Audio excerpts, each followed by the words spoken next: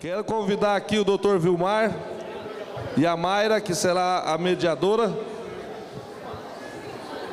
para darmos início à nossa palestra. Oi, pessoal. Vamos retornar então, agora com uma conversa informal com os nossos amigos do Tribunal de Contas. Né, Vilmar? Amiguinho? Então eu passo a palavra para o nosso amigo, tá bom? Então, boa tarde, pessoal. Todos tranquilos, bem alimentados, nesse ar-condicionado suave aqui. É uma grande satisfação, na verdade, estar conversando com vocês novamente sobre esse assunto tão especial, né, no nosso dia a dia e também tão importante para a nossa sociedade, né? Eu estava ouvindo uma palestra de um auditor do Tribunal de Contas de São Paulo. Ele disse que a Previdência é mais importante que educação, saúde e segurança, na opinião dele.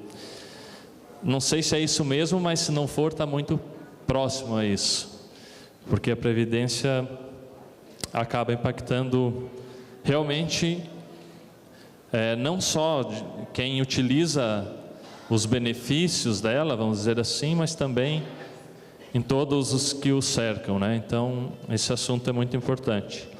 Então, gostaria de pedir licença também rapidinho para vocês, para cumprimentar os meus colegas de Tribunal de Contas. Nós temos aqui mais de uma dezena deles e já vou dar a dica para vocês. Eles estão aqui orientados para me proteger de eventual... Então, assim, ó, evitem movimentos bruscos. Se você olhar para o lado e não conhecer a pessoa que está do seu lado, pode ser um agente infiltrado. Então, cuidado, tá ok? Bem, estão apaisando aí. Então, assim, o tema que me foi proposto foi falar sobre a fiscalização, as auditorias, enfim, o trabalho do Tribunal de Contas envolvendo, então, a reforma da Previdência ou a nova Previdência, né? Claro, eu olhei a programação e eu sabia, pela programação, que os técnicos do Ministério da Previdência, provavelmente, como fizeram, passaram basicamente por todas as regras, se não todas as mais importantes dessa reforma.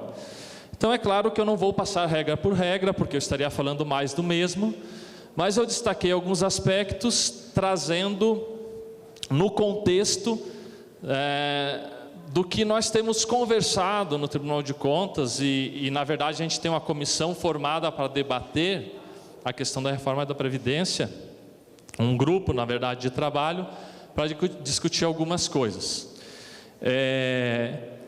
Então, de início eu peço para que vocês fiquem, na verdade, à vontade para perguntar, mas eu só vou pedir uma compreensão de vocês. Se a pergunta for de um assunto que eu vou abordar um pouco mais à frente, eu vou pedir a licença para que eu trate da pergunta quando for o momento.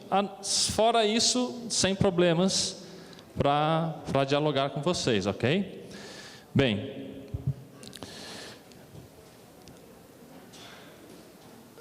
Então, eu procurei, vamos dizer assim, numa visão mais, olhando de cima do trabalho do Tribunal de Contas em relação à Previdência.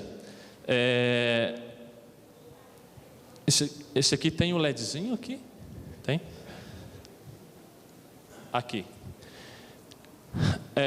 Nós podemos dizer que o Tribunal trabalha em 3 frentes, basicamente, em relação à Previdência, né? Que é na análise dos benefícios, vamos dizer assim, para homologação, para registro e depois para a compensação previdenciária de vocês. Na questão da gestão do regime próprio como um todo, não só da unidade gestora, mas também do município, se está repassando a contribuição, se está descontando a contribuição, se faz o credenciamento, se faz a licitação. Isso está dentro da fiscalização, vamos dizer assim, dos atos de gestão, da gestão do regime próprio. E, finalmente, um pouco mais restrita à questão da prestação de contas anual, que também tem alguns aspectos que envolvem da Previdência, que envolvem essa análise da prestação de contas. Claro que as coisas estão um pouco interligadas, mas de uma maneira geral, até dentro do Tribunal de Contas, tem uma unidade hoje chamada de Coordenadoria de Gestão, de acompanhamento de atos de gestão, que trabalha basicamente essa questão dos benefícios e o acompanhamento dos atos, e uma outra coordenadoria, uma outra unidade do tribunal que trabalha com análise das prestações de contas. E eventualmente também podem acontecer auditorias, que são aquelas conhecidas com visita in loco lá, né? A gente chegou a fazer 2016 e 2017, foram feitas auditorias nesse sentido. Então, o trabalho do Tribunal de Contas envolvendo o regime de previdência está mais ou menos nessas três vertentes. Então, considerando o que me foi solicitado pela PEPREV, é nesse contexto que eu pretendo conversar com vocês. Bem, eu peço licença mesmo a todos que pensem de alguma maneira em contrário sobre algumas questões, porque o momento mesmo é um pouco de debate. Não exatamente aquele debate que se fazia tem que ter reforma, não tem que ter, tem déficit, não tem que ter, mas um debate mais prático no sentido do que é a reforma já aprovada e com uma pincelada, um sabor, um tempero todo especial que pode ou não vir da PEC paralela, né? O Leonardo há pouco falou, ele disse, eu vou falar só no final sobre a PEC para não confundir a paralela, e eu também vou abordar alguns pontos específicos no decorrer do que eu falar por aqui. Mas assim, então a primeira questão em que pese a gente dever tratar daquilo que está posto, da emenda já aprovada, eu preciso fazer algumas considerações contextualizando, para que a gente possa seguir e dar alguns nortes na visão, ao menos de alguns técnicos do Tribunal de Contas, que a gente trocou algumas ideias, porque as decisões são tomadas efetivamente pelo conselho, pelos conselheiros e pelos auditores lá no momento de decidir. Mas é claro que o início da questão é sempre a partir de alguma análise do corpo técnico. Então a visão que eu passo aqui, claro, um pouco mais da minha interpretação, corroborada com conversas que eu tive com colegas, mas eu não posso fechar 100% das questões, porque quem decide no Tribunal de Contas, vocês sabem, e não pode ser diferente, é o Conselho Deliberativo, os conselheiros e os auditores.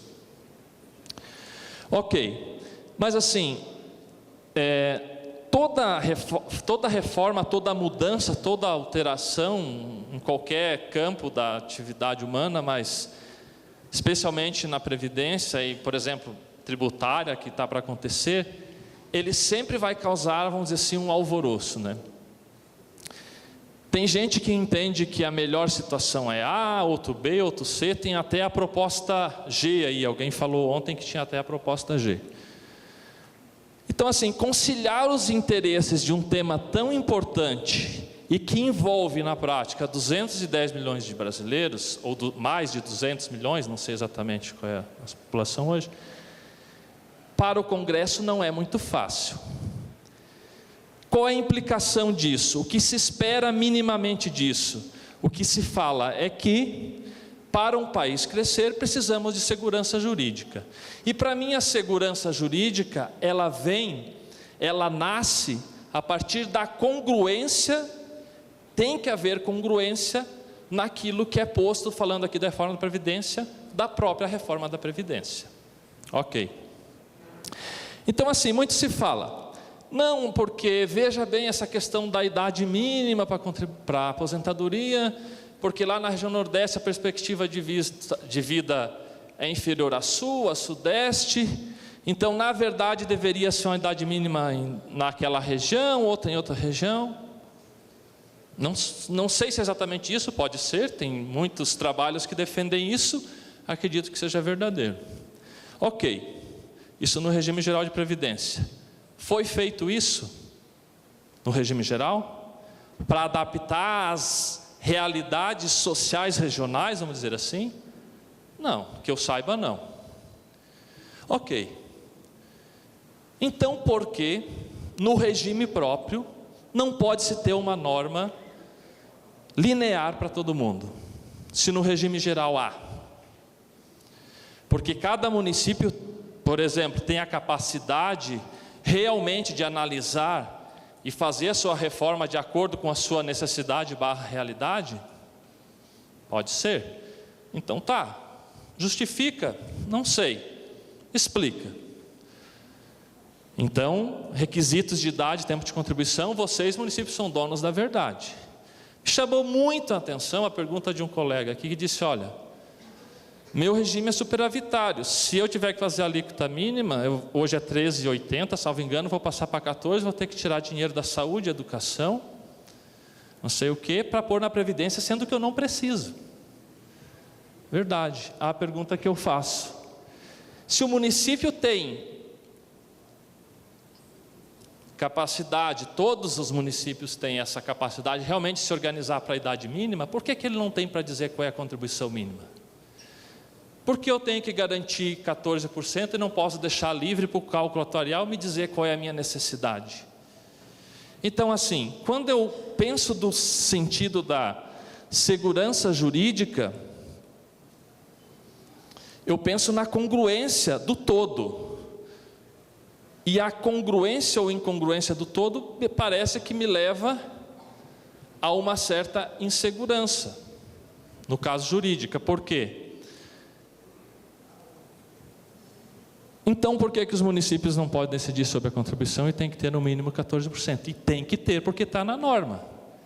Quem tem 13,80 superavitário vai ter que passar 14%. Mas por quê? Porque está na norma. Porque entendeu-se que vocês... Eu imagino que toda a reforma seja pensada, refletida, pelo menos nesse vulto. Então, teoricamente... se decidiu que vocês têm capacidade para dizer idade mínima e tempo de contribuição, mas não alíquota. Alíquota vocês não sabem, vocês têm que ter no mínimo 14, porque vocês não sabem.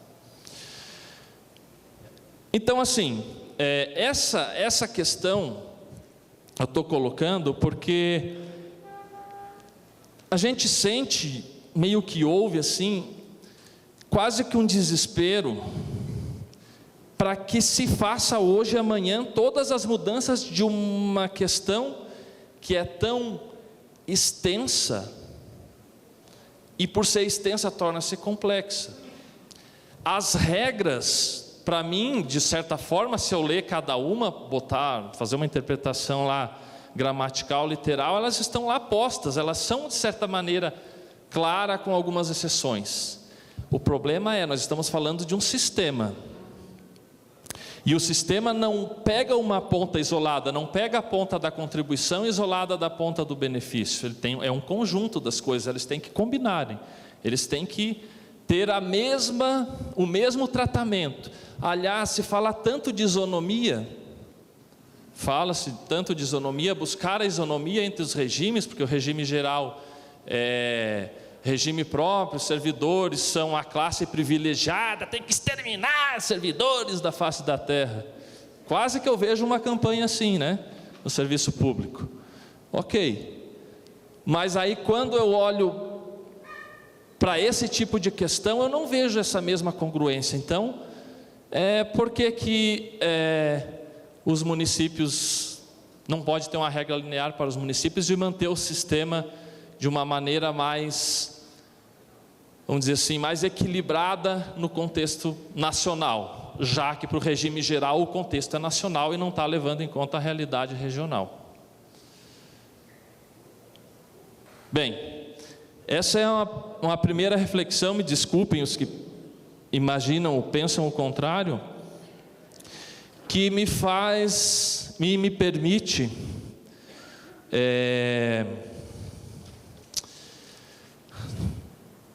dizer duas coisas para vocês, principais. as normas estão postas. O que a sociedade espera de um tribunal de contas? Que fiscalize a aplicação das normas. Espera-se algo diferente? Ok. O que eu posso dizer para vocês? Que o nosso papel é fiscalizar a aplicação da norma. A norma foi posta assim por quem? Por cada um de vocês, por cada um de nós. Porque quem fez isso foi o nosso representante. Você votou, ou eventualmente não votou, mas você votou um senador ou deputado que aprovou isso daqui. Então, não adianta choramingar para o Tribunal de Contas agora, que não é o sistema está construindo assim. O sistema foi construído assim. A norma está posta, o papel do Tribunal de Contas é esse. Ok? Ok. Então, enquanto técnicos do Tribunal de Contas, o que a gente pode dizer para vocês é: a gente vai fiscalizar a aplicação da norma posta. Uma avaliação um pouco mais holística da situação cabe aos conselheiros, aos auditores que vão decidir. Os técnicos não têm essa liberdade. Esse é o ponto 1. O ponto 2 é o seguinte: eu vou passar a fórmula mágica para vocês. Resolver todos os problemas de cada um e de todos. Vocês acreditam? Não? Ok. Então vejam. Pergunta: vocês tecnicamente, no contexto dos municípios, aqui a questão está mais, é o seminário municipal, me perdoe que é do estado, mas assim, eu me preparei para falar para os municípios, os estados podem, o estado aí pode aproveitar alguma coisa. A pergunta que eu faço para vocês é assim: na minha visão tem 3 aspectos da reforma da Previdência que envolve os municípios. O aspecto técnico, entenda-se, jurídico, contábil, atuarial, operacional, administrativo. O aspecto político e o aspecto social. No aspecto social, de uma certa forma, há uma apreensão, há uma preparação por tudo o que aconteceu nos últimos meses, ou no ano passado, esse ano, em relação à reforma. Alguma coisa vai vir. Eu penso que esse é o sentimento geral. Alguma coisa vai vir. Então, do aspecto social, que não é fácil no âmbito municipal, porque surgirão as forças, vamos dizer assim, aquelas classes mais organizadas que vão batalhar por algo que lhe interessa mais particularmente. Aliás, esse negócio, então assim,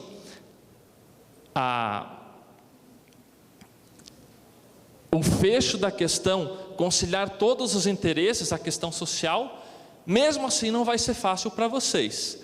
Imagine, se não é fácil na menor sociedade do planeta conseguir uma concordância, que é a sociedade conjugal, imagine em qualquer outra sociedade. Eu não sei porquê, eu tenho assim algumas questões assim que eu não entendo a minha esposa. Por exemplo, eu vou jogar futebol às vezes para voltar às 9. Aí assim, tem coisas que os homens entendem. A gente chega lá, toma uma, toma duas. Eu chego em casa às 3 da manhã com um pé na frente do outro e ela fica furiosa. Então veja, se nessa sociedade a gente não se entende perfeitamente, que dirá em outra sociedade? Numa sociedade de um município, de um estado, de uma união. É difícil você conciliar todos os interesses, agradar a todos. Alguém tem que ceder um pouquinho. Aí, claro que eu chego às 9 horas em casa, não vou chegar às 3 da manhã, bem capaz. Então a pergunta que eu quero fazer para vocês nesse contexto é o seguinte: falei do aspecto técnico, falei do aspecto social e aspecto político. Desculpa, não falei do aspecto político, mas tem o aspecto político, que a questão há clima, há possibilidade de você realmente aprovar a reforma no seu município? Não sei. Agora, a minha pergunta é, esqueça o aspecto social, que já está, esse mês vocês vão enfrentar problema. Mas sobre o aspecto técnico, esqueça também o político nesse momento. Sobre o aspecto técnico, todos os municípios têm segurança, têm certeza daquilo que quer no seu regime próprio de previdência diante do cenário de hoje? Eu quero que quem tem segurança, tem certeza das coisas, das condições, dos requisitos, dos benefícios, dos valores, sob o aspecto técnico. Não quero saber de social e de político, sob o aspecto técnico. Levante a mão, por favor, quem tem absoluta segurança de hoje mexer no sistema como um todo. Algum município possui? Algum município possui? Tá bom. Ninguém levantou a mão. Então veja, não se tem essa segurança sobre o aspecto técnico do que é melhor para o município. Aí vem a fórmula mágica. Na minha visão, tem outros técnicos do tribunal aqui, não sei se todos exatamente concordam, mas, enfim.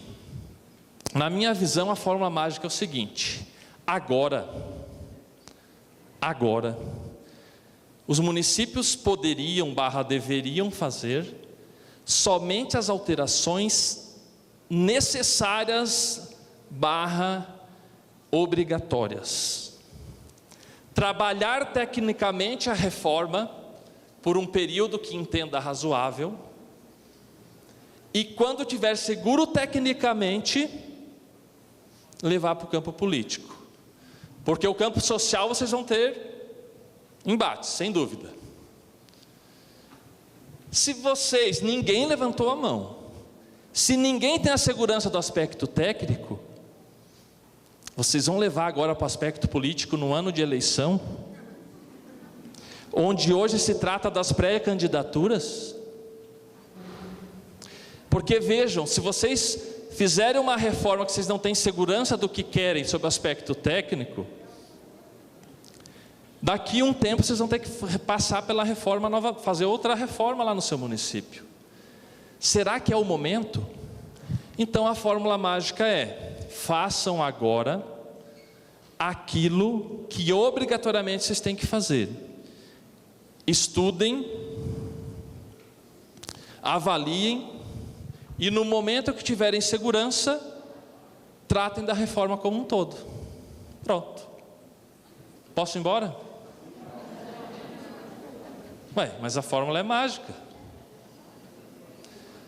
Ora,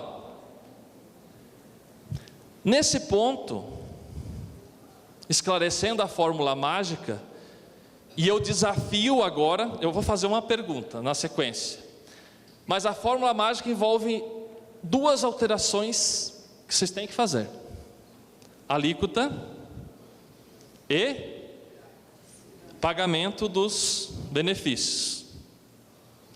Eu estou falando do ponto de vista de quem não quer se incomodar. Na minha visão, você não tem como escapar desses dois pontos. Até o Ministério da Previdência, que foi bonzinho, disse que tem que fazer, mesmo que lá em julho, né? Então, essas duas envolvem aquilo que obrigatoriamente você precisa fazer agora. Não tem jeito. Isso você tem que fazer. Porque está posto no sistema, a norma trouxe. De quando é a reforma? A emenda? 13 de novembro publicada. Hoje, janeiro, novembro, dezembro, janeiro, 60 dias. Eu ouvi dizer que já tem municípios com lei para ir lá para a Câmara. Ótimo. Tem segurança técnica do que quer para daqui, sei lá, vai fazer uma reforma para durar no mínimo uns 20 anos, né? É isso ou não? Ou vai querer reformar de 2 em 2 anos? Então tem segurança para fazer, faz. Se tem segurança técnica, faz. O político não é teu problema.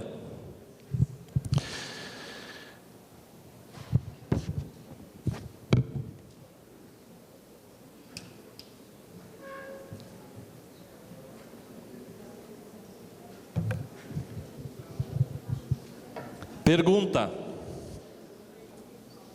quem, técnica / juridicamente, me prova que eu estou errado? Eu quero que me prove. Que você mantém tudo como era antes, só muda duas coisas hoje: a alíquota e o pagamento dos benefícios.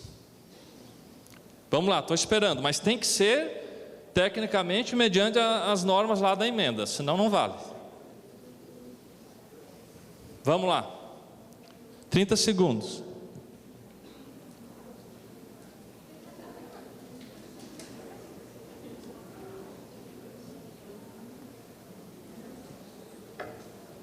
Alguém?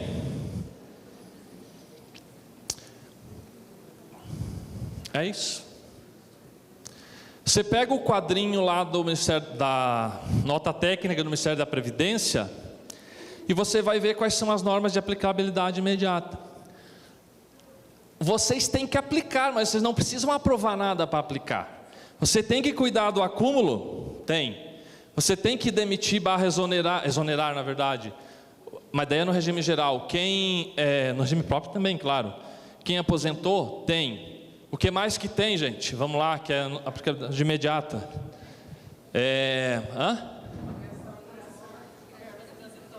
Verbas transitórias não pode incorporar.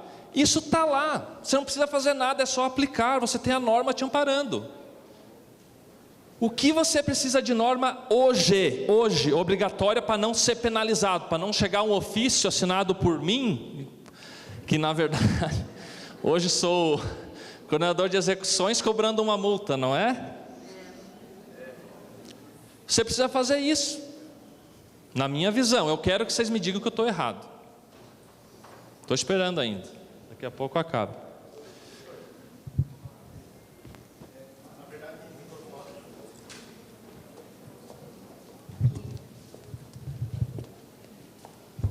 Quem fez a pergunta?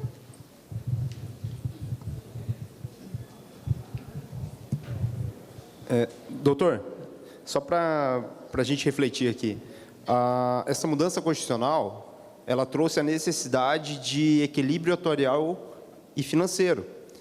E para que, não é o nosso caso, mas para que alguns regimes alcancem esse equilíbrio atuarial e financeiro, vai ser exigido outras medidas que estão fora desse rol que o doutor mencionou aí. Muito provavelmente vão ter que mexer nas regras de concessão. E aí é um problema muito mais profundo, ao meu ver. Então, tem alguns municípios que talvez tenham que enfrentar tempestades mais severas do que outros, no meu ponto de vista. Talvez esteja errado, mas, enfim, é o que eu penso. Sim, quem tem que fazer questionamento do déficit tem que propor medidas, é isso, né? Ok.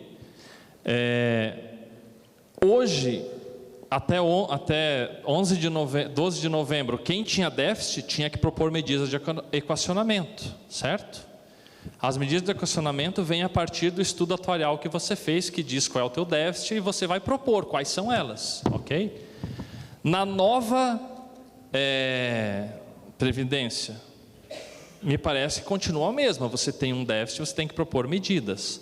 A diferença está que, para determinadas situações de equacionamento do déficit, você tem vedações. Por exemplo, você tem que adotar a alíquota mínima de 14%. Mas você não pode adotar as alíquotas escalonadas do INSS lá. Ok? Então, você está falando de alíquota, 14%. Mas você tem que adotar outras medidas. Por exemplo, aumentar a idade. Aumentar a idade do cara para lá no cálculo atuarial isso repercutir e diminuir teu déficit, porque ele vai contribuir mais e receber benefício mais tarde. Você também pode fazer isso. Aliás, a emenda diz que você tem que, quando for o caso, adotar as duas coisas juntas. Ok, mas então você está seguro de que é isso que você tem que fazer, que você tem que aumentar para...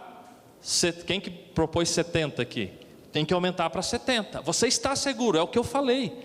Se você está seguro, você faz. Agora, o Tribunal de Contas vai te cobrar hoje, ou melhor, hoje ou amanhã, que você tenha que adotar uma idade mínima, na verdade a gente não pode nem dizer qual é a medida que você deve tomar. Na verdade é você que propõe, porque senão eu estou entrando na tua esfera de discricionariedade, para adotar as medidas saneadoras da questão.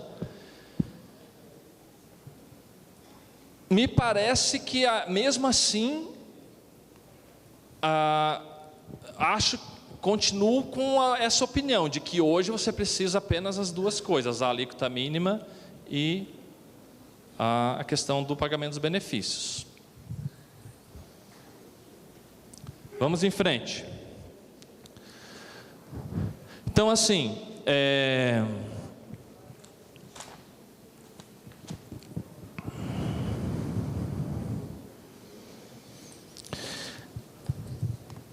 se vocês mantiverem não fizerem nenhuma alteração a mais, só mandarem um projeto de lei para a Câmara, dizendo a alíquota é 14, aí você manda um projeto de lei da LDO e da LOA, a LDO falando das alterações na legislação tributária, que a contribuição é uma tributação, a LOA adequando lá a questão da despesa e da receita também, mas da despesa para pagar os benefícios lá no ente, com recursos do próprio ente e não previdenciárias. Ao mesmo tempo que você manda um projetinho de lei falando que a alíquota do servidor é 14, e se por um acaso a tua alíquota patronal for inferior a 14, também vai ter que ser, independente da situação ali do nosso colega que é superavitário. Tá? Quem é superavitário realmente tem uma vírgula aqui. Quem é superavitário talvez, mas aí tem que estar maduro para propor as alterações, mas talvez seja mais benéfico fazer a reforma completa, mas tem que estar seguro de fazer a reforma completa. Essa é a minha opinião, vamos dizer assim. Tem que estar seguro de que idade mínima, de que valor de pensão, como que é calculada a pensão, como que vai ser calculados os proventos, tem que estar seguro, eu acho. Tá. Então, assim, a situação atual. Se você mantiver a situação atual e fizer 3 projetos de lei, um alterando a LOA, a LDO, e um terceiro falando da alíquota e do pagamento dos benefícios, por hora, me parece que ninguém vai poder te multar. Me parece. Não vou cravar isso aqui, está sendo gravado. Meu Deus, esqueci. Tá, eu vou fazer coisa de advogado, né? Salvo algo em contrário. Tá? Mas assim, uma regra geral, agora, né, falando sério, eu acho que é razoável. Aí tem uma regra que me chama a atenção, e tem gente lá no tribunal que acha, que tem uma amiga, e é amiga, na verdade, além de colega, que ela disse que às vezes eu vejo pelo em ovo. Pode ser. Para mim, essa regra da aposentadoria por incapacidade para o trabalho, por invalidez, que mudou, né? Era invalidez e incapacidade para o trabalho. Até a gente conversou ontem. Assim, numa primeira leitura, eu acho que ela é uma coisa diferente do que era antes. Mas tem uma coisa que chama a atenção. Regra geral, quando a emenda constitucional 103, ela fala que aos servidores da União, não sei o quê, se você quiser aplicar para você, você tem que fazer uma lei própria. Regra geral. Se você olhar esse inciso, então, por exemplo, a questão da não acumulação, a questão de não incorporar verbas transitórias lá, a questão, todas essas questões não fala em união, o comando é direto. É isso. Nem fala em união, estados, municípios e Distrito Federal, só fala isso. Então, quer dizer, e todas essas são auto-aplicáveis, parece. Nessa da aposentadoria por incapacidade permanente, não fala em união. Podem olhar o texto, não fala. Se ela não fala em união, me parece, e aí realmente talvez eu esteja vendo pelo em ovo, porque o Ministério da Previdência é nota técnica 12.212, uma coisa assim? É, né? Ele diz lá que essa aqui se aplica também à sistemática anterior, se o município não fizer nada. Na minha humilde opinião, se seguir a lógica do que está escrito e do que tem sido falado, inclusive lá na nota falado pelo Ministério da Previdência, enfim, quem está trabalhando o assunto, isso daqui precisa ser regulamentado. Enquanto não for, vamos dizer assim, não poderia aposentar ninguém, apenas com um mandado de injunção do servidor pedindo para aposentar porque não tem lei. Mas veja, conversei com umas 4, 5 pessoas, algumas até concordaram comigo, assim, da dúvida, mas ninguém cravou. Então, essa questão da aposentadoria por invalidez, qual é a tendência que eu acho que a gente pode ter no tribunal? É seguir com a maioria. Talvez realmente vai valer aquilo que o próprio Ministério da Previdência diz, que enquanto não fizer nada, aplica a legislação anterior. Fica só o registro disso que, para mim, ele não está dizendo isso lá. E teria que ter uma lei municipal falando disso, enquanto não houvesse, não poderia aposentar. Mas, então o que você... Só confundiu minha cabeça, poxa vida. Então tá, esquece tudo que eu falei e faz o que o Ministério da Previdência orientou. Beleza? Nessa questão da incapacidade, tá? E aí a perguntinha: alguém fez lei no seu município, quem está aqui, após a emenda constitucional 103? Algum município fez? Algum município já encaminhou para a Câmara? Alguma coisa? Já?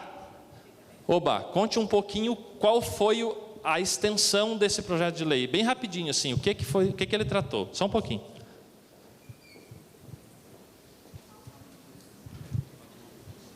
Nova Cantu, Eleane, foi tratado só sobre a alíquota de 14%, o desconto dos aposentados e voltando para o município quem era isso que está de licença e essas coisas assim. Só que gerou bastante polêmica, mas saiu. Olha, foi basicamente o que eu acabei falando aqui, né? Que eu acho que deveria ser, né? Basicamente. Tá. Então, assim, passando um pouquinho para frente, pessoal, não fiquem assustados aí, só porque você recebe os ofícios lá cobrando multa de vocês, mas vocês podem perguntar. Uma coisa que me chama a atenção é o tal do referendo do artigo 36. Bem, é que essa questão da alíquota é tormentosa, né? Mas ele diz que tem que ter uma lei ordinária, então, lá falando que vai referendar as alterações promovidas na questão da alíquota. Para que isso aqui é necessário? Para que você precisa de referendo? E o Ministério da Previdência, na nota técnica, até diz que ele entende que dá para referendar só isso, sem referendar a revogação do artigo 3º e do artigo 6º. Eu concordo. Mas para que serviria? Bem, agora, a receita do sucesso, na minha opinião, eu já passei. Agora nós vamos entrar nos pontos polêmicos.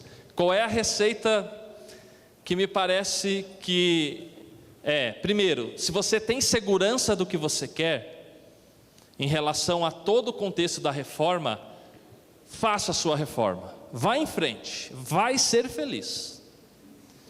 Se você não está seguro, não faça. Siga com as regras anteriores e altere a alíquota e o pagamento dos benefícios. Ok, virando a chavinha, vamos para alguns pontos polêmicos, né? Então tá, se você resolver, não, eu quero implementar, por exemplo, a alíquota progressiva, aí você vai precisar referendar isso daqui, fazer esse referendo, né? Aí você vai precisar. Uma decisão sua, está seguro disso? Vai em frente. Isso daqui é outra coisa que, assim, a técnica legislativa da PEC ali em alguns pontos, na minha humilde, assim, já que não foi a gente que fez, que propôs, dá para bater à vontade, né? Coitado de quem fez, né? Mas assim, Leonardo, me desculpa, mas vamos dialogando. Depois, quer o microfone? É um revoga, desrevoga, homologa, não sei o que, barbaridade, mas tudo bem. Então assim, ó, o artigo 2º, enfim, os benefícios da emenda 41 e 47, já foi bastante abordado, você pode fazer uma lei revogando eles, ok, então faz lá a tua lei, e revoga, só preste atenção, se você não fizer a reforma agora, e você revogar isso daqui, no seu município inexistirá a regra transitória.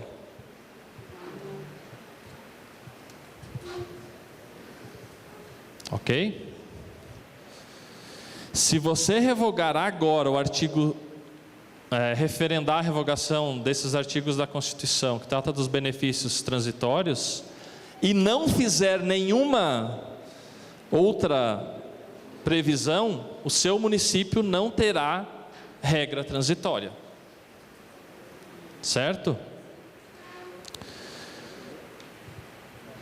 Agora é o seguinte, se vocês não estão seguros de que dá para fazer a reforma, mas está coçando no pé, eu tenho um viés assim meio estilista, sabe? Eu gosto de moda, então eu quero fazer uma reforma no meu município. Então siga a moda da União, faça a reforma como a União fez. Já que você não tem segurança para fazer a reforma do jeito que você quer, faça a que a União fez, ou talvez a que o Estado do Paraná fez.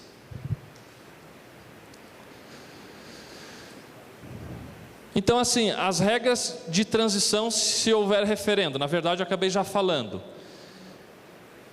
vale a do servidor federal ou o município deve estabelecer? Se houver referendo revogando aquelas, e você não fizer mais nada, seu município não vai ter regra transitória. E aqui eu só quero chamar a atenção de uma coisa, porque a criatividade nossa, ela é bem boa, assim, bem acentuada. Então assim, ó, imagine, então eu já disse para vocês, se vocês não mudarem, valem as regras anteriores. O pessoal do Ministério da Previdência deixou isso bem claro. Ok. Mas aí pode ter alguém que pense assim, no regime anterior à emenda 103, lá o Tribunal de Contas disse que uma norma minha era inválida porque era, sei lá, inconstitucional frente ao artigo 40 que valia antes, ou artigo 6º, ou artigo 3º.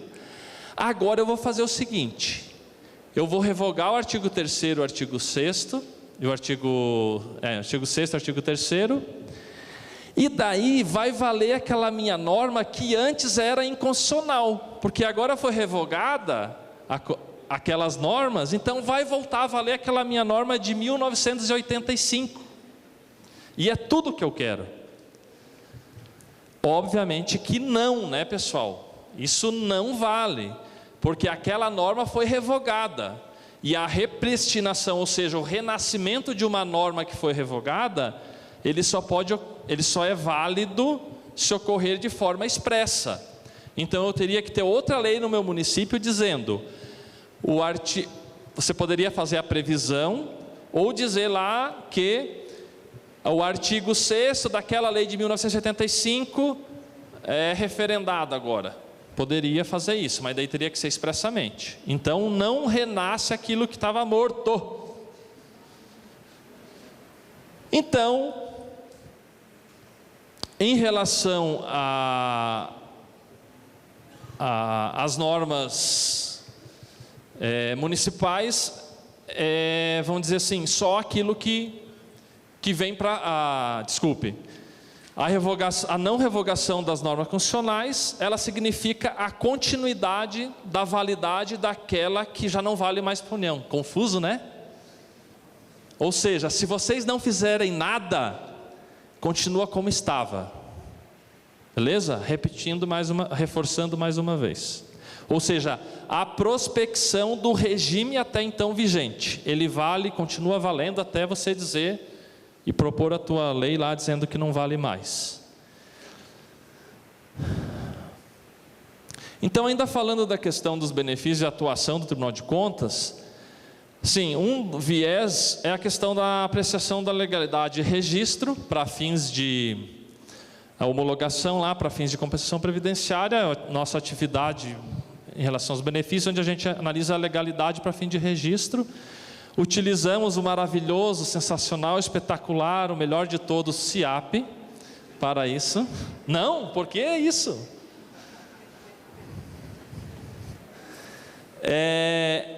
E essa questão da malha, eu já vou explicar o que é para vocês.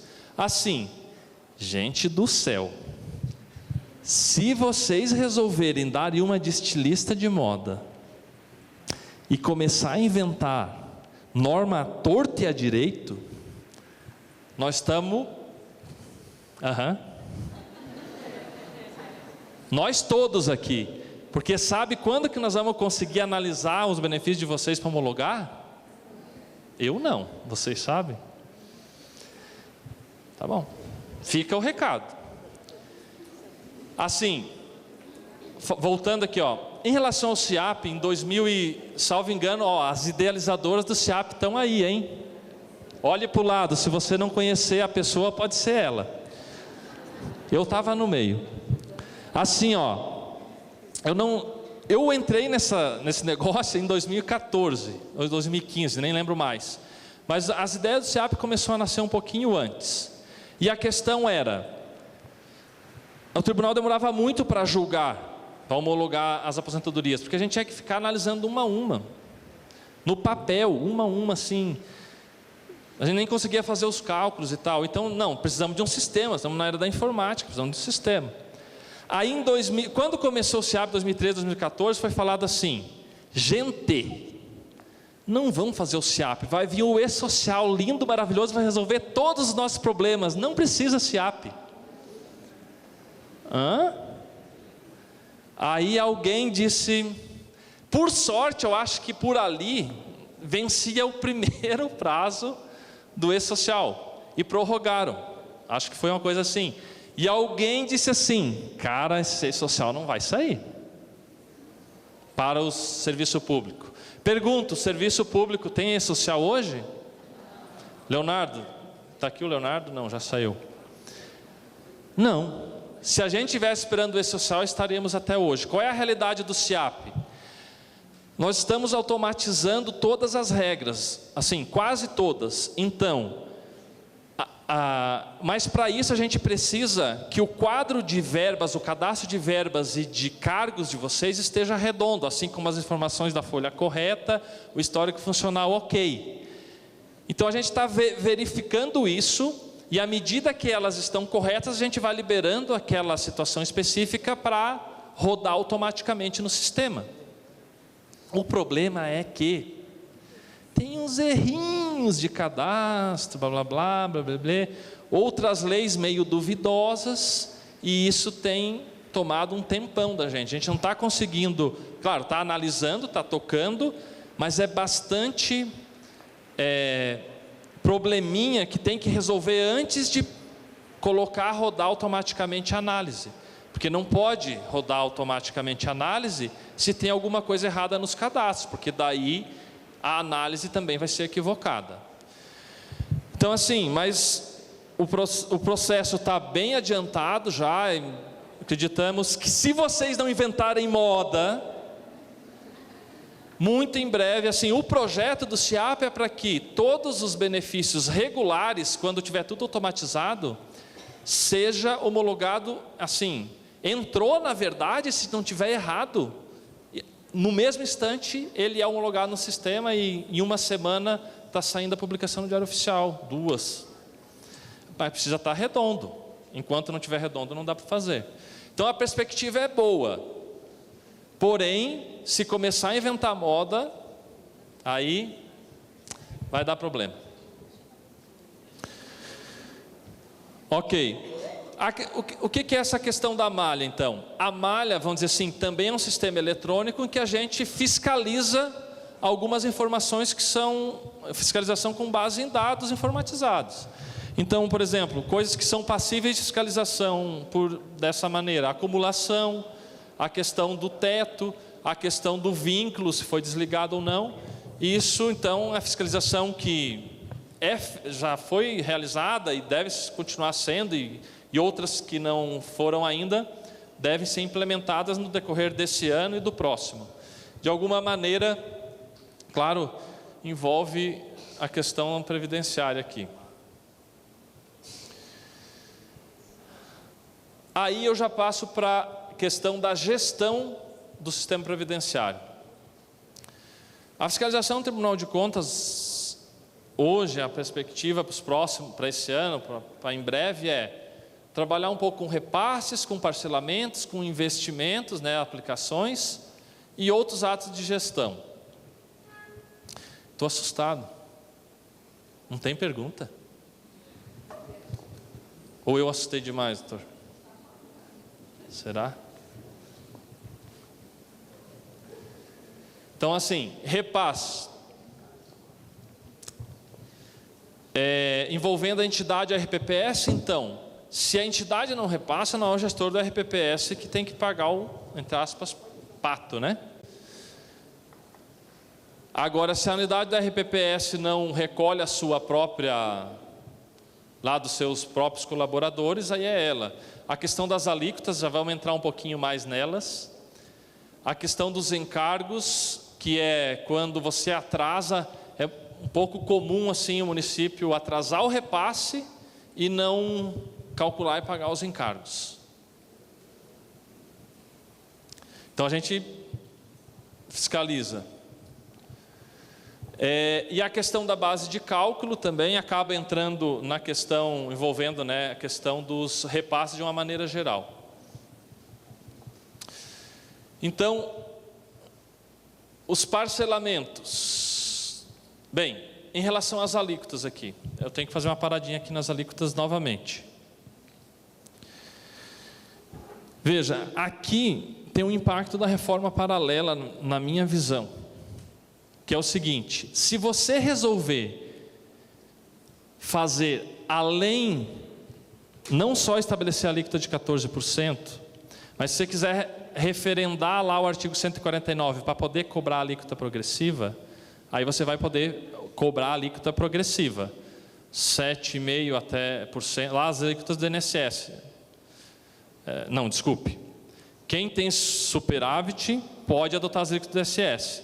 Quem não tem superávit vai ter as alíquotas escalonadas também, certo? De que forma? Da forma, teoricamente, que você estabelecer, ou vai seguir aquelas regras lá previstas na emenda para a União, certo? A questão da alíquota extraordinária, a emenda atual a 103, ela fez a previsão no artigo 149 específica para a União. Podem olhar lá. Ela não fez previsão de alíquota extraordinária para os estados e municípios. A PEC paralela traz essa possibilidade. Na minha visão, a partir do momento que a Constituição colocou isso hoje apenas para a União, se não for aprovada a PEC paralela, me parece que temos um problema aqui, que não teria previsão constitucional, bem claro, de alíquota extraordinária do segurado, no caso lá de déficit, para equacionamento do déficit lá de vocês, tá? Então, quem resolver avançar nessa questão da alíquota, cuidado com isso, para depois cobrar e eventualmente não ter que devolver. Bem, parcelamentos, a gente olha a questão dos requisitos para parcelamento, por exemplo, agora no máximo 60 vezes, não pode, né, reparcelar aquilo que já estava parcelado, tem alguma regra assim, então é possível que seja fiscalizado isso. A questão, de novo, base de cálculo. Na questão dos investimentos, a gente olha a questão do CADPREV, se vocês estão com as informações atualizadas no CADPREV, porque a gente consome informações do CADPREV. A questão dos limites, aplicação nos tipos lá de investimentos permitidos pela norma. E também a questão da aplicação em fundos vedados, né? Em fundos que teoricamente não é permitido aos RPPS. Eu lembrei de uma questão aqui para comentar, eu vou ter que voltar, não preciso voltar na verdade, só eu falar. Quando eu falo da análise do tribunal na legalidade e registro das aposentadorias, teve uma questão que me chamou a atenção a partir de uma pergunta de vocês, que o Leonardo respondeu. Questão do professor. Parágrafo 5º atual do artigo 40, na redação dada pela emenda 103. A pergunta, quem é que fez a pergunta? Do professor, está aqui? Estava nesse meio aqui. Não está, não quer se manifestar com medo de ser autuado? Tá, mas a pergunta era o seguinte, eu até anotei porque eu achei bem interessante e eu também penso igual o rapaz que fez a pergunta. E isso é muito importante para vocês, porque se vocês resolverem fazer a reforma, vocês vão enfrentar essa questão ou não, dependendo do entendimento. Que é o seguinte, diz o parágrafo 5º. Os ocupantes do cargo de professor terão idade mínima reduzida em 5 anos em relação às idades decorrentes da aplicação do disposto no inciso 3 do parágrafo 1º, que é os requisitos lá de aposentadoria. Beleza? Agora vem o importante para essa questão. Desde que comprovem tempo de efetivo exercício das funções de magistério na educação infantil, no ensino fundamental e médio, fixado em lei complementar do respectivo ente federativo. Aqui, na verdade, é uma questão interpretação gramatical do texto da norma. Engraçado, né? Veja, diz assim, ó, desde que comprovem tempo de efetivo exercício das funções, blá, blá, blá, fixado. Bem, se a norma disse tempo de efetivo exercício nas funções, blá, blá, blá, fixado, o fixado em lei complementar do ente federativo está se referindo a o tempo de efetivo exercício ou as funções de magistério? Com todo respeito, é um debate, a gente está num debate, na verdade. Isso é muito importante, vou falar para a gravação aqui, ó. Isso aqui é um debate, são ideias. Eu não estou dando curso não estou me comprometendo, hein? Beleza? Vamos lá. Oi? Acabou meu tempo. Então assim, ó, o tempo efetivo de exercício fixado.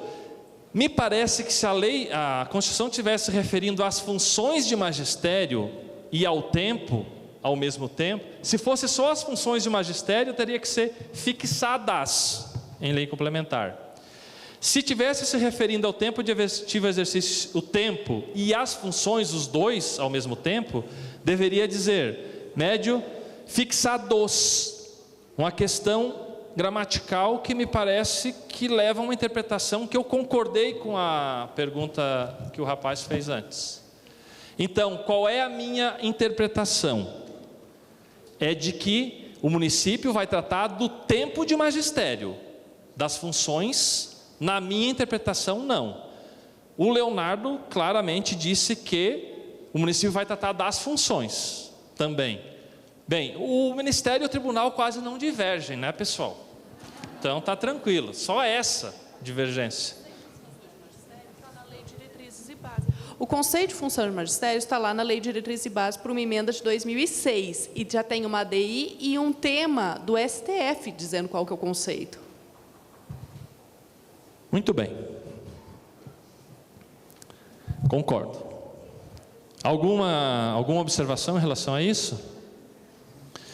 Bem, já que acabou o meu tempo, pessoal, a gente também vê a questão dos laudos no laudo atuarial, a questão dos dados utilizados, se são minimamente factíveis, das premissas utilizadas, né, para o cálculo. A questão do rol de benefícios que eu já comentei com vocês. A questão do rol de benefícios é que agora tem que sair do cálculo atuarial o pagamento do auxílio-doença e o salário maternidade, né? Não é mais benefício previdenciário. E a questão do consignado vai depender de regulamentação do Conselho Monetário Nacional. Se sair, a gente pretende dar uma olhada nisso também. Na prestação de contas, a gente olha o CRP, em relação ao que o município deixou de fazer, e em relação ao RPPS, para responsabilizar os respectivos. A questão dos aportes, que devem, isso na prestação de contas, que os aportes devem estar congruentes com o laudo, ou seja, o pagamento dos aportes deve refletir o que está previsto no laudo, na prestação de contas. E as provisões matemáticas, também a compatibilidade do registrado na contabilidade com o laudo de vocês. Assim, 1 minuto e meio, tá? Incorporação de quintos, já foi bem debatido. O incorporação de quintos é o nome que se dá àquela incorporação que agora é vedada, não pode incorporar a remuneração às verbas transitórias. Então, assim, é uma coisa que a gente também vai fiscalizar, óbvio. Compensação previdenciária. Aqui está a questão de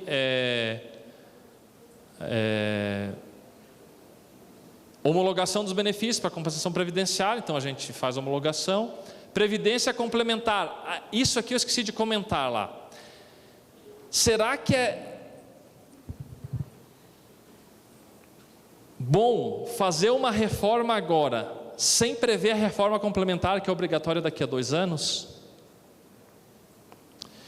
Em 6, 8, 10, 12 meses, que seria até o início do ano que vem, será que vocês não conseguem fazer um estudo para, na hora de fazer a reforma, já tratar da reforma da Previdência Complementar? Será que já não sai a regulamentação a respeito disso? No que falta fazer? É mais um ponto para reflexão, se vale a pena enfrentar todo o contexto da reforma agora. Bem, criação e extinção da RPPS, complementação, já foi falado, e a gente então tem um grupo de trabalho lá no Tribunal de Contas. Pessoal, alguém tem alguma questão nesse momento para fazer? Caraca, estou assustado. São os infiltrados aí. Okay. O Tribunal de Contas vai considerar a data para parar de pagar os benefícios temporários 13 de novembro ou 31 de julho da portaria? Pergunta difícil, né? Tinha que ter, né? Ela sempre aparece, né? Por que eu insisti? Tá, assim, ó. A gente está... Na verdade, isso a gente está estudando. Para vocês terem a ideia, o TC da Paraíba, alguém comentou aqui. Ele soltou uma nota e disse que vai reprovar a conta se o cara pagou o benefício a partir de 13 de novembro. Para vocês terem a ideia. Claro, a gente tem que aplicar a norma e cobrar a norma, esse é o nosso papel. É óbvio que tem que ter um bom senso nesse momento, né? Ninguém aqui é workaholic nesse sentido. Agora, se você ficar inanimado, um ser inerte, vai ter problema, é lógico. Adotem as medidas, é isso que eu posso falar agora. Outra coisa muito importante, quando que eu vou fazer a minha alíquota, a questão da mudança de alíquota? Pessoal, lembrem, ano eleitoral. Eu tenho que, segundo a Constituição, a alteração da legislação tributária tem que estar na LDO, tem que alterar a LDO, tem que alterar a LOA. Também para os benefícios. Agora, se a minha alteração da alíquota implicar em aumento de despesa de pessoal, e vai, quando for patronal, nos últimos 180 dias de mandato, eu estou vedado pela LRF. Portanto, se mexam. O que vocês vão fazer é decisão de vocês. Agora ficou bom. Eu fiscalizo e você que se vire. Mas é uma realidade, ela está posta, está aqui na nossa frente. Não adianta eu chegar aqui e dizer para vocês, não, a gente fique tranquila que não vai acontecer nada. Não estou falando isso. Estou falando que haverá de existir um bom senso, mas seres inanimados não sobrevivem. Ok? Então, olha, Ponto importante também, se algum ato aumentar a despesa, o que eu considero para efeito da vedação dos 180 dias da LRF? A data do ato ou a data da implementação do ato? Tem entendimentos dos dois lados, mas é muito defensável pelo princípio da noventena que nesse caso se considere a data do ato, que seria a data da lei. É muito assim, defensável, é isso que eu posso dizer para vocês. Então, pessoal, desculpem se exagerei aqui na empolgação, agradeço muito a atenção de vocês. Se alguém tem mais alguma pergunta, tem? Boa tarde a todos, meu nome é Valdeiro, sou do RPPS de Andirá. A minha parte específica é do Comitê de Investimentos, ali aborda também um dos temas, né? Eu acho de suma importância a questão previdenciária, alteração legislativa, mas eu, juntamente com os meus colegas que viemos, assim como todos os outros RPPS têm, algo que também é fundamental e abordou-se ali são os investimentos. E nada adianta você alterar a legislação, e fazendo modificações anos após anos, se os temas investimento, que é o que vai rentabilizar futuro, efeito de juros compostos, provisionamento de pensões e aposentadorias, não forem amplamente também debatidos um pouco. Acho válida a oportunidade. Teve uma alteração na legislação que responsabiliza os gestores e os membros de comitê. Só uma sugestão, né, de pauta, eu sei que é um tanto quanto difícil nos municípios, no nosso inclusive, pequenos de 20 mil habitantes, a busca de certificações mais avançadas, nível superior, talvez pós-graduação, experiência de mercado, experiência em bolsa de valores, tendo em vista que no cenário atual, queda de taxa básica de juros, fica muito mais difícil você superar cada vez mais, né, a meta atuarial. E assim, CPA 10, certificação básica, né, tudo mudou-se, a legislação vem mudando. Acredito que nessa parte também de investimentos, é interessante subir a régua, subir para especialista, no mínimo CEA, talvez daqui a alguns anos, CGA, que é o que eu particularmente me preparo, faz um bom tempo. Acredito que é fundamental nesse exato momento. Ano passado nós fechamos superavitários. 1 ano da nossa gestão é sorte, 2, ok, de 3 em diante é competência. Acredito que os investimentos para todos os RPPS do país e para o Estado é de crucial importância, assim como para os servidores, e eu me incluo também, não depender só da aposentadoria.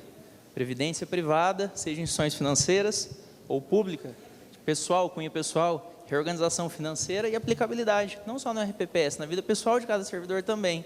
Planejamento financeiro, educação financeira nos RPPS na sociedade. Com a responsabilização que vem, fica um tanto quanto de forma gratuita, como nos doamos, né? As certificações basilares ainda, como CPA 10, CPA 20, né? Eu acredito que tem que subir essa régua, sim, no mínimo para especialista em investimentos, daí para cima. É só uma sugestão, porque eu vejo que o pessoal fala em legislação, que claro é crucial, mas assim, nós somos os multiplicadores do dinheiro. Nós somos os multiplicadores e provedores futuros, porque é só com dinheiro que se paga o futuro. É com juros compostos, é com profissionalismo de mercado financeiro. Essas questões são importantes, claro, ela tem as previsões, mas assim, a normatização disso, a competência é do Conselho Monetário Nacional. Então, o Tribunal de Contas, até, como eu falei, fez um trabalho nesse sentido, de auditoria em 2016, 2017, que abordou questões nesse sentido, mas tendo como paradigma, como parâmetro, a legislação que é posta. Da competência do Tribunal de Contas, nesse sentido, é fiscalizar a norma colocada pelo, no caso, Conselho Monetário Nacional. Então, assim, claro que é um debate importante. A questão da aplicação dos recursos, aí eu concordo, no Tribunal de Contas, há necessidade de ter uma cobrança mais enérgica em relação vamos dizer assim, a responsabilização pela boa aplicação ou pela aplicação, vamos dizer assim, pela gestão desses investimentos de uma forma assim razoável. Aí nós temos que discutir o que é razoável, mas enfim, da parte do Tribunal de Contas, a gente pode fiscalizar o que o Conselho Monetário Nacional coloca. Fora isso, aí são as associações, como a PEPREV, a BIPEM, que podem dar um plus aí nessa questão e passar, de repente, a exigir um pouco mais para frente. Mais alguma questão? Não. Pessoal, eu só gostaria que fosse bem breve na tua exposição, porque devido ao tempo nós temos mais uma palestra ainda fazendo. Se puder ser breve. Só uma sugestão, um pedido mesmo, promovam um seminário desse ou um evento de um dia que seja específico para vereadores e prefeitos.